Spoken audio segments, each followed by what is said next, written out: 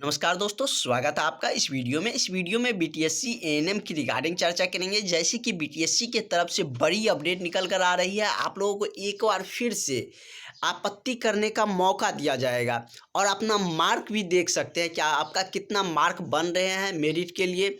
उसके बाद यदि हम बात करें तो काउंसलिंग के पश्चात आपको एक बार फिर से सुधार करने का मौका दिया जा रहा है। जैसे कि बीटीएससी की तरफ से ऑफिशियली नोटिस जारी किया गया, वो नोटिस भी हम आपको दिखाएंगे।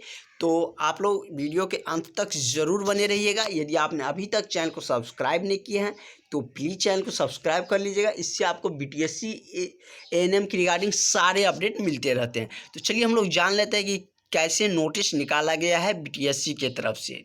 तो आप देख सकते हैं ये ऑफिशियली नोटिस जो कि कल के डेट में बीटीएससी की तरफ से जारी किया गया है, जिसमें कि दोबारा से जो आपत्ति करने का लिंक है वो एक्टिव किए जाएंगे। और यह लिंक जब आप लोगों की काउंसलिंग की प्रक्रिया हो जाएंगे तो फिर से एक बार आप लोगों को सुधार करने का मौका दिया जाएगा और उस टाइम आप लोगों को अपना मार्क भी शो करेगा।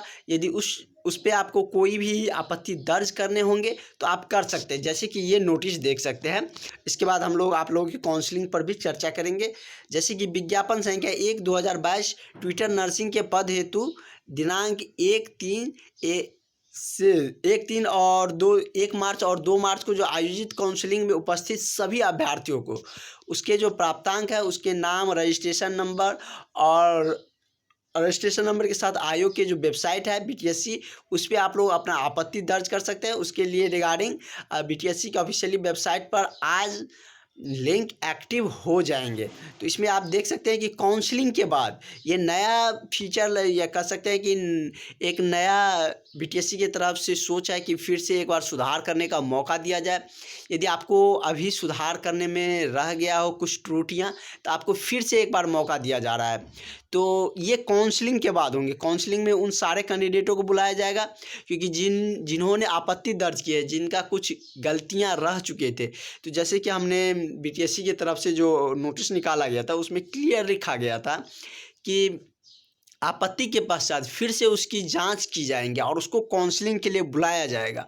तो निश्चित रूप से आप लोगों को काउंसलिंग के लिए बुलाए जाएंगे। और काउंसलिंग के बाद यदि अभी भी बहुत सारे ऐसे कैंडिडेट हैं जिनके फादर नेम, बहुत सारे ऐसे कमेंट आए हैं जिनका बहुत सारा एरर रह चुका है, तो वो सब अपना सुधार कर सकते हैं। काउंसलिंग में आपको बुलाया जाएगा, आप लोग डॉक्यूमेंट्स वेरीफाई कर लिए जाएंगे। उसके बाद यदि कोई त्रुटियाँ रह जाती हैं तो फिर से आप लोगों को ऑब्जेक्शन के लिए लिंक प्रोवाइड किए जाएंगे। जैसे कि ट्विटर नर्सिंग का 1 और 2 मार्च का काउंसलिंग हुए थे, उसके बाद फिर से 18 मार्च से इनका लिंक एक्टिव हो रहा है ऑब्जेक्शन के लिए। 18 से 23 मार्च तक फिर इसका ऑब्जेक्शन राइज हो सकते हैं। और इसमें किस किस बातों पर आपत्ति डाल सकते हैं वो आप देख सकते हैं। यहाँ पे सारा कुछ दिया गया है कि अनिवार्य शैक्षिक योग्यता का प्रमाण पत्र संलग्न नहीं रहने के कारण अयोग्य किया गया है। सभी शैक्षणिक या अनिवार्य योग्यता उच्चतर योग्यता के प्रमाण पत्रों के निर्गत तिथि 23/2/2022 तक होना अनिवार्य है। मतलब उन कैंडिडेटों को सिलेक्शन नहीं हुआ है, नहीं बुलाया गया जिनका शैक्षणिक योग्यता का प्रमाण पत्र संलग्न नहीं किया गया था, अटैच नहीं किए गए थे, लेकिन फिर से इसको मौका दिया गया। जैसे कि आप देख सकते हैं कि सभी शैक्षणिक अनिवार्य उच्चतर योग्यता के प्रमाण पत्रों को निर्गत तिथि 23 तक है। 23/2/2022 तक जो अनिवार्य था उसमें जो आप लोगों को अपलोडिंग करने का जो समय दिया गया था, उसके बाद आप लोगों को उस आधार पर सिलेक्शन करवाया गया है। उच्चतर योग्यता प्रमाण पत्र नहीं रहने के कारण उच्चतर कोटि का अंक नहीं दिया गया है, ये आप सबको पता है। अगर उच्चतर योग्यता का अंक हेतु केवल अंक पत्र अथवा कोर्स कंप्लीशन सर्टिफिकेट को मान्य नहीं किया गया है। तो इस तरीके से यदि आपके पास उच्चतर योग्यता का प्रमाण पत्र था तो उस आधार पर दिया गया है, यदि नहीं था तो उसका अंक नहीं दिया गया है। संविदा पर यदि आपने कहीं वर्क किए हुए थे तो उसका मार्क भी दिया गया है। यदि आपने उस कोर्स के लिए नहीं किए थे तो उसका भी मार्क आपको नहीं दिया गया है। तो इस तरीके से सारा इसमें दिया गया है। यदि आप लोगों के जाति प्रमाण पत्र, क्रीमी लेयर प्रमाण पत्र और बात करें तो रेसिडेंशियल और आवासीय प्रमाण पत्र, उन सारे बातों पर भी चर्चा किए हैं कि आप इन सब चीज़ों का यदि आपने अटैच किए हैं तो आपको निश्चित रूप से उसका लाभ मिलेगा, नहीं तो आपको आपत्ति करने का फिर से जो मौका दिया गया है उसमें आप लोग रिक्वेस्ट करके सुधार कर सकते हैं। और इस तरीके से सारा पॉइंट आप देख सकते हैं, सारा दिया गया है। और नीचे में दिया गया है कि प्राप्त आपत्ति के पश्चात सभी अभ्यर्थियों को सभी अभ्यर्थियों के अंक की पुनः जांच की जाएगी। एक बार फिर से यदि आप लोग आपत्ति करते हैं तो उसकी जो अंक होंगे उसकी पुनः जांच की जाएंगी कि किसी का अंक बढ़ नहीं रहा है, जैसे कि संविदा को लेकर या बहुत सारे जिसका जो कैटेगरी का लाभ नहीं मिला होगा, यदि अटैच करेंगे तो उसको वो कैटेगरी में आ जाएंगे, कैटेगरी में आ जाएंगे तो उसकी कट ऑफ कम हो जाएंगे। तो उन सारे चीज़ों पर जाँच की जाएगी और जाँचों के उपरांत मेधा सूची प्रकाशित की जाएंगी। उसके बाद जो मेरिट की मेधा सूची होंगे वो प्रकाशित किए जाएंगे।